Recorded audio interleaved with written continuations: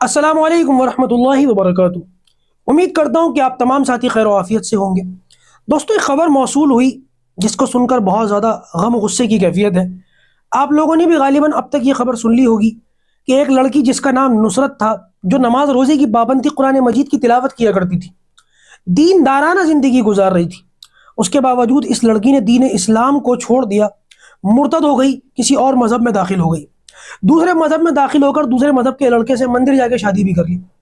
یہ پورا معاملہ دراصل یہ ہے کہ کچھ ٹائم پہلے اس لڑکی کا ویڈیو سوشل میڈیا کے اوپر بہت زیادہ وائرل ہوا تھا۔ کچھ اس لڑکی کی پرائیویسی بھی کہہ لیجئے، اور کچھ یوٹیوب کی پالیسی بھی کہہ لیجئے، اور بھی کچھ وجوہات ہیں جن کی وجہ سے میں وہ ویڈیو یہاں نہیں لگا رہا، ورنہ میں وہ ویڈیو آپ کو لگا کر کے دکھاتا۔ ویسے نیٹ کے اوپر وہ ویڈیو وائرل ہوا ہے، آپ نے بھی دیکھا ہوگا۔ اس ویڈیو کے اندر یہ لڑکی JSR کا نعرہ لگاتے ہوئے بھی دکھ رہی ہے، اور ساتھ میں اس لڑکی کا یہ بھی کہنا ہے کہ میں نے اپنی مرضی سے قانونی طور پر اپنا دھرم پریورتن کیا ہے، میں دوسرے مذہب میں داخل ہو رہی ہوں، اسلام کو چھوڑ رہی ہوں، اور اب مجھے ڈیڈ تھریٹ دیے جا رہے ہیں، جان سے مارنے کی دھمکیاں دی جا رہی ہیں۔ تو یہ جان سے مارنے کی دھمکیاں دینا بہت بڑی بیوقوفی اور جاہلانہ باتیں ہیں۔ جب اس لڑکی نے قانونی طور پر اپنا مذہب ختم کر لیا اور سارا لیگل پروسیس کمپلیٹ کر کے وہ کسی اور مذہب میں داخل ہو گئی، تو یہ باتیں کرنا یہ بیوقوفی اور آپ کی کمزوری کی علامت ہے۔ معاملہ دراصل یہ ہے کہ جب یہ لڑکی، اس کا ویڈیو وائرل ہوا ہے، تو اس کے گھر کے قریب کوئی مولانا نوشاد صاحب ہیں، انہوں نے بھی دیکھا۔ جب تحقیق کی ان کے علاقے کا یہ ویڈیو تھا، تو ان کو پتہ چلا کہ یہ تو ہمارے گھر کے قریب ہی، ہمارے انسٹیٹیوشن کے قریب ایک لڑکی ہے۔ انہوں نے ایک دو لوگوں کو ساتھ لیا، کوئی وجہ معلوم کریں یہ لڑکی دین اسلام کو چھوڑ کر کیوں چلی گئی۔ یہ شخص اس لڑکی کے گھر پہنچے، پتہ پوچھتے پوچھتے ایک شخص ملے جو یعنی کہ چہرے سے، لباس سے دیندار آدمی محسوس ہو رہے تھے، لیکن ان کے چہرے سے مایوسی ٹپک رہی تھی۔ انہوں نے پوچھا تو میں بتایا ہم اس لڑکی کا باپ ہوں۔ تو انہوں نے وجہ پوچھی کہ لڑکی اسلام چھوڑ کر کے کسی اور مذہب میں داخل کیوں ہوئی، تو پتہ یہ چلا، اور وہ جو باتیں اس کے باپ نے کہی ہیں وہ حیران کر دینے والی ہیں، کہ یہ لڑکی بے دین نہیں تھی، بد دین نہیں تھی، دیندار تھی، نماز پڑھتی تھی، تہجد پڑھتی تھی، قرآن کی تلاوت کرتی تھی، بیان سنتی تھی، گھر والوں کو بیان سناتی تھی، ایسا دیندارانہ ماحول۔ لیکن اس کے پھرنے کی وجہ گھر میں ایک موبائل تھا، اس موبائل کے اندر سنیپ چیٹ کے ذریعے سے دھیرج سنگھ کوئی بندہ تھا، اس سے یہ لڑکی رابطے میں آئی، اور بات بڑھتے بڑھتے پیار، محبت اور عشق تک پہنچی۔ نتیجہ یہ ہوا کہ یہ لڑکی اپنے مذہب کو تیاگ تک کرنے کے لیے تیار ہو گئی، کر دیا، اور نشا سنگھ بن گئی، مندر جا کے شادی کری۔ یہ سارے حالات بدل گئے۔ میری والدہ کہتی تھیں، اللہ تعالیٰ ان کی بخشش فرمائے، کہ اپنی اولادوں کو کھلاؤ سونے کا نوالہ، رکھو قہر کی نظر۔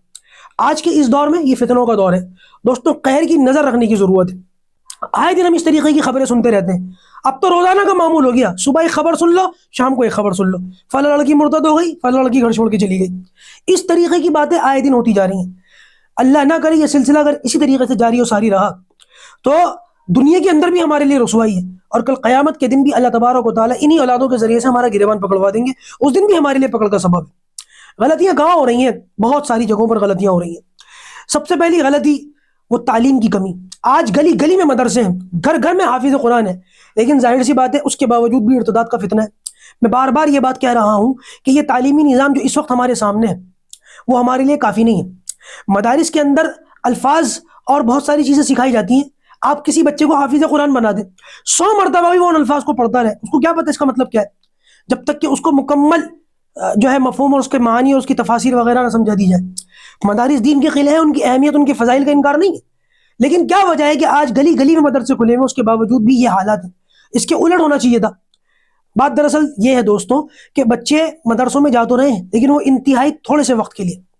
میں نے خود اپنے ماحول کے اندر یہ مناظر دیکھے، آپ نے بھی دیکھے ہوں گے، کہ ماں باپ اپنے بچوں کو رات ہی سے اسکول کے لیے تیار کرتے ہیں، کپڑے استری کر دیتے ہیں، جوتے پالش کر دیتے ہیں، بیگ سیٹ کر دیتے ہیں، اور صبح ماں باپ اسکول بسز کے پیچھے بھاگتے ہوئے نظر آتے ہیں، اسکول کے دروازوں کے پیچھے کھڑے ہوئے نظر آتے ہیں، تاکہ ہمارا بچہ جلدی سے جلدی ٹائم پر اسکول پہنچ جائے۔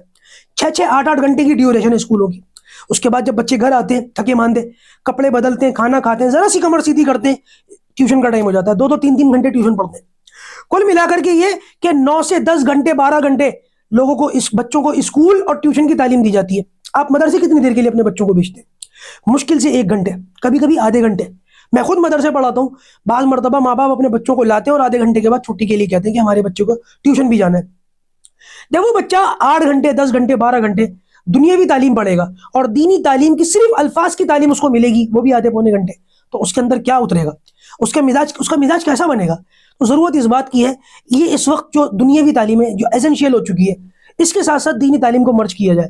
بہرحال یہ ایک الگ ٹاپک پر اس پر دوسرے موقع پہ بات ہو سکتی ہے۔ اس کے علاوہ بچوں کو جتنا ہو سکے موبائل سے دور رکھیں۔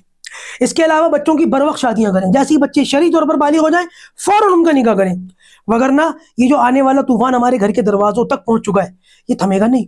اللہ نہ کرے آج کسی اور کی بیٹی کے ساتھ یہ ہوا ہے، کل کو ہماری بیٹی بھی اس جگہ ہو سکتی ہے۔ اللہ تبارک و تعالی ہمیں غور و فکر اور سنجیدگی کے ساتھ اس پر سوچنے کی توفیق عطا فرمائے۔